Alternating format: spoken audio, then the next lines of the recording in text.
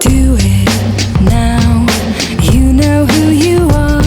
You feel it in your heart, and you're burning with ambition.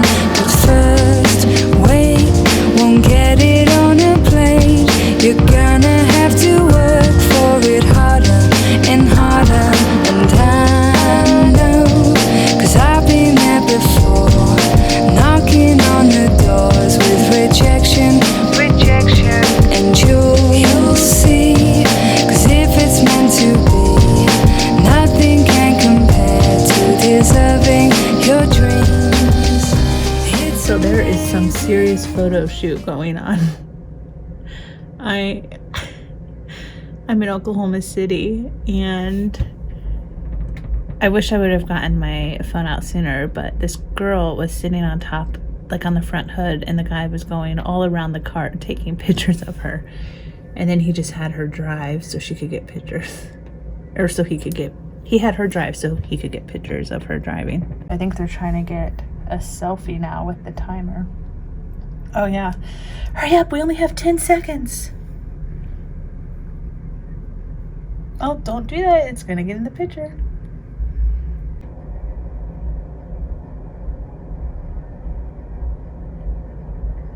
Aww.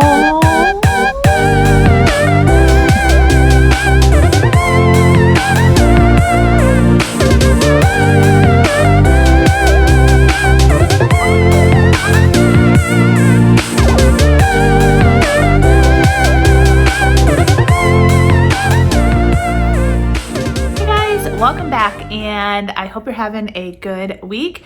I slept on my neck funny. Now I can thankfully still turn my head side to side, but it hurts to look up. So if I seem like I'm extra whatever, that is why. But I am off today, and I'm about to do a couple errands. And then tomorrow I will spend all day doing laundry, cleaning, getting ready, because my guests come. Tiffany, Glenn, and Cora get here in just a few days. I am so excited. It, as you know, it has been postponed and rescheduled twice. So to say that this visit is overdue is an understatement. I can't wait. I got home from a trip last night, and I had another snake in my garage on the sticky pad, thankfully.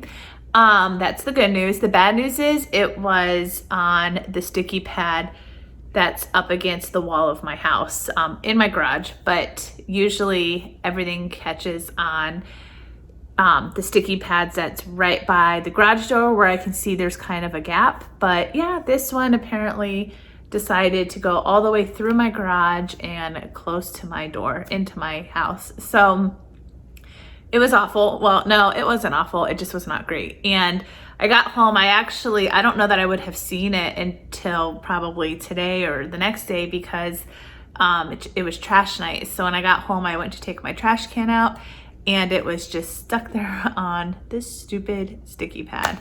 So I had to pretty much do the same thing. Thankfully, though, I caught it before the trash went, because the next trash run is while I'm working. And so it would have had to it would have sat in my trash for over a week. So whatever. I'm so over it. The snake repellent that is from Amazon, those just kept beeping. It makes it sound like one of those New Year's Eve or birthday party blowers that you get. It sounds like that. And so I have a camera in my front yard, and in the middle of the night I pulled it up to listen. You can hear it and you can see everything, and you could just hear it sounded like we were having a party out front. So I'm actually going to return those. I went on Amazon and ordered snake sticky pads. Even though the ones I have are working, these are actually a whole lot bigger. So I kind of want to try to cover more ground in my garage because of it going all the way in. And mothballs showed up, so I'm going to put those out today. And then my brother-in-law, he is like on it to fix this issue, because I was telling my sisters about it last night, and when I found the snake, and he has some ideas on how to fix it. So it's awful. But anyway, so that's that. I have a lot of just little things to do around the house after I get back. I slept in. It's already almost 3 o'clock. I slept in today had a relaxing morning, did a few things around the house. So it has been a good day off, and hopefully it continues to get better. I did want to grill out. I grill out almost every night ever since I got the grill. But now I don't know, with all those snakes, I don't know if I want to be in my garage. So we'll see. Anyway, I hope you're having a good week, and I'll catch up later.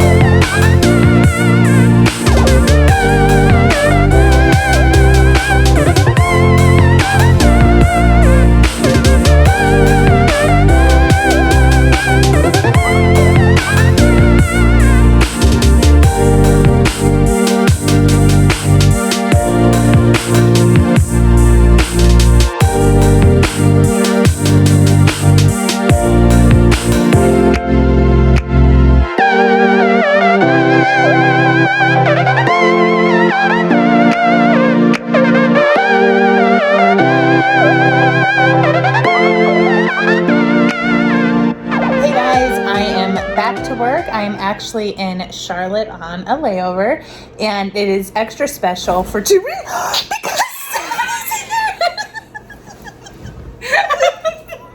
so Stephanie is here. I picked up this trip like a week ago, give or take, and I texted her, and it worked out that not only do we get to hang out all day tomorrow, but she is staying at the hotel. I am so excited, and the best part is I get to see her new house. So I was here like a year ago. We ended up getting to hang out on the layover, but this, we realized, is the first layover in my 13 years of flying and all these Charlotte layovers that she's actually been able to spend the night at the hotel. So we are excited. We're watching Friends, and we're just gonna catch up and have a good time. And mustard. And mustard. And a side of mayo.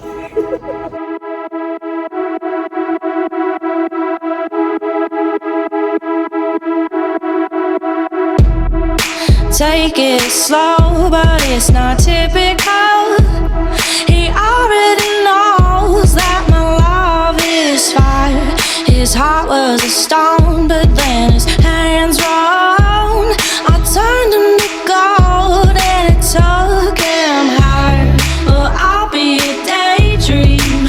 I'll be your favorite thing. Stephanie, her husband, and I are gonna go out to lunch, and I know in the last vlog that I did on my layover here, we went to a place called Chubb's because it's so good, and I think we're going there again, so I'm very excited.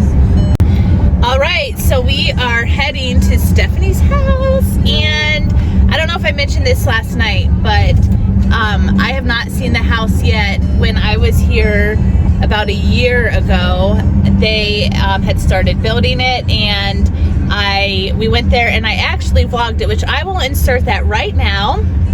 Roll that beautiful bean footage.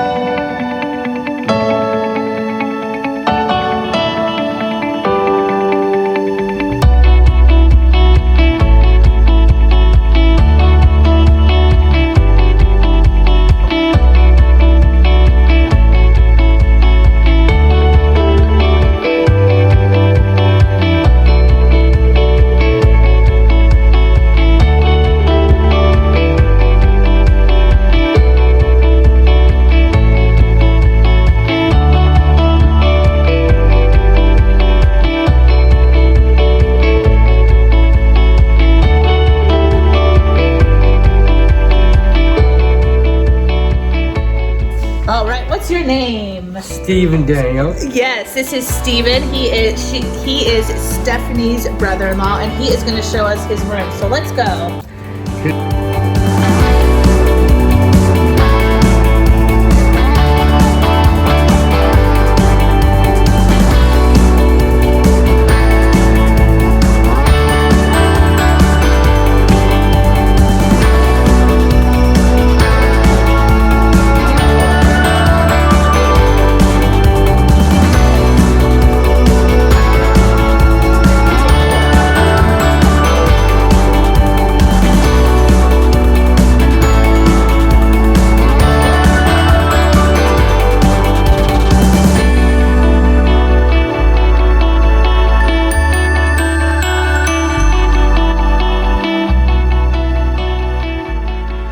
I am back home in Florida, and I had such a fun time getting to see Steph while I was in Charlotte. Stephanie is my oldest friend, meaning I've been friends with her the longest, and every time I see her, I know it's going to be so much fun with lots of laughs. So it was great getting to see her, her new house, her husband, and Steven, if you're watching this, I really enjoyed getting to see you too. It was just a fun time, and hopefully I have another layover soon where I can see her again. Hey guys, so before I end the vlog, I just wanted to get on here and do an update about the boy.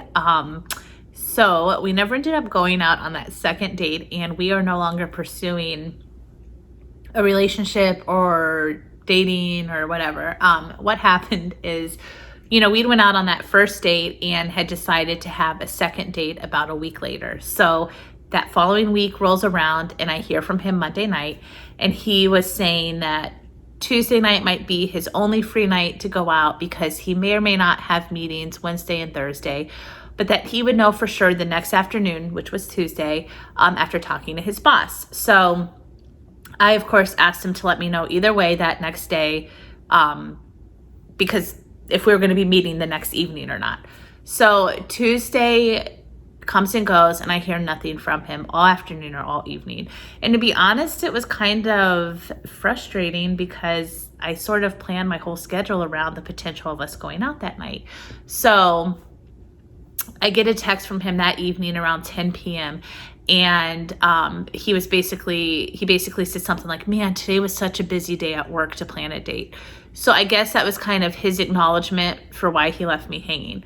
So then he told me that same evening that he would be free to go out that Thursday. Now, when we were setting up our date Monday night, I had told him that I'd be willing to do the 2-hour drive to him because I was off and he was working. So that was kind of the tentative plan if we were going to go out Tuesday night, and it was still the plan for me to do the drive on Thursday. But that was our only plan. Like, we never set a time and we never picked a place to eat because this Tuesday night, he said he was going to figure that all out on Wednesday evening and make a plan, pick a spot. So I would know Wednesday night where to meet him on Thursday. So Wednesday comes again, and once again, I heard nothing from him. And I thought, maybe I'll hear from him Thursday morning. Well, same story, Thursday morning, Thursday afternoon, I heard nothing from him. And I know that I could have texted him at any point and asked him. But the thing is, I felt like, I had made it clear that I wanted to go out. I made it clear I was free to go out. And, he had already left me hanging Tuesday without communicating. I was willing to do the 2-hour drive to him. I never said anything Tuesday night about like, "Hey, thanks for letting me know." So I thought, you know what? I'm not going to keep putting all the effort in myself. He needs to put in a little effort, especially something as simple as sending me a text and letting me know where to meet him, or that we were even still going out. So once 3 o'clock rolled around on Wednesday, I had decided that was kind of my cutoff time. If I didn't hear from him by then, I wasn't going out with him. So I saw that I'd missed a call from him around 4:15. This was like 3 minutes later. He never left me a voicemail. I called him back and he didn't answer. Now, he never calls. And again, I had a 2-hour drive and it was now rush hour. So when I saw he had called, I just assumed it was to let me know we weren't going out. So I sent him a text and said, "Hey, I'm assuming you're not free tonight. I wish I would have known sooner, but I figured it wasn't happening." And he responded with, "No, all I had to do was go home and shower and change. Dang, sorry." Although he didn't use the word dang, he used another D word. And I responded back saying, "Well, with rush hour and a 2-hour drive, there's no way I'm going to be able to get ready, meet you at a decent time. Maybe I misunderstood, but I thought we were making plans last night for this evening. So when I didn't hear from you by this late afternoon, I figured it wasn't happening." And I said, "I'm not trying to be complicated. I just need a little bit of a heads up before I meet with people so that I can not feel rushed or like I'm running late." He responded saying, "No, if I say I'm going to do something, that means I'm going to do it." Or he said, "If I say I'm going to do something, I'm going to do it," which no, because twice he didn't. And he said, "If I said we were going out Thursday night, that meant we were going out Thursday night. I didn't realize that translated to you needing tons of reassurances and 100 text messages from me. He's like, I don't play these games and I'm done. I was like, are you kidding me? So I just responded because I'm like, I'm not going to fight with this guy. I did nothing wrong. And I don't mean that arrogantly, but like the dude left me hanging. It's like, what? So our plan was not for him to call me after work on Thursday and us wing it, you know, and he lives 15 minutes away from his job. So what he thought, I'll leave her hanging for the second time this week after I told her I would let her know last night, call her at 4:15, expect her to drop everything and get ready and rush and drive down I-4, which is notoriously bad, while I just sit at home and, you know, relax waiting for her to come to me. Like, is that really? So anyway, I just said, well, you know, I don't need a ton of reassurances. I had no idea when I was going to meet you. I had no idea I had no idea when I was going to meet you or where to start heading, because he knows I don't know the area where he lives. And I said, you know, something about I can't be spontaneous at a moment's notice. And I also said, and the reason I thought it wasn't happening is because you were supposed to let me know Tuesday. And then when I never heard from you, you said it was because it was too busy of a work day. And I just assumed it was the same thing. And I never heard anything else from him. Like, his last text to me was basically calling me needy. And so, I mean, whatever. And, you know, the thing is, I don't know. It was such a 180. You know, we had this great first date. So had he called me and said, I am so sorry, it's just been a crazy week, I should have let you know, is there any way I could come to you? Or is there any way that you'd still be willing to meet? You know, I maybe would have been like, okay, he has 2 strikes. Like, if he pulls this again, I'm done. But I maybe would have considered it. But it's, to me, it's kind of a red flag that even though he owes me nothing, this is only a week into us knowing each other, and he's already not following through twice with what he said he would do, and not even doing the basic steps of communication for setting up a date. Like, that's all I needed, was to know if we were going out or not. And what's an even bigger red flag is the fact that when I wasn't willing to just drop everything and rush to him after being, you know, again, left hanging for 2 times in a row, his response was to turn it on me, that I was the problem and that I was needing tons of reassurances and texted 100 times. That's a huge red flag. And like, my mom even said that too. She said, you know, I would rather you be single than date someone like that. So, yeah.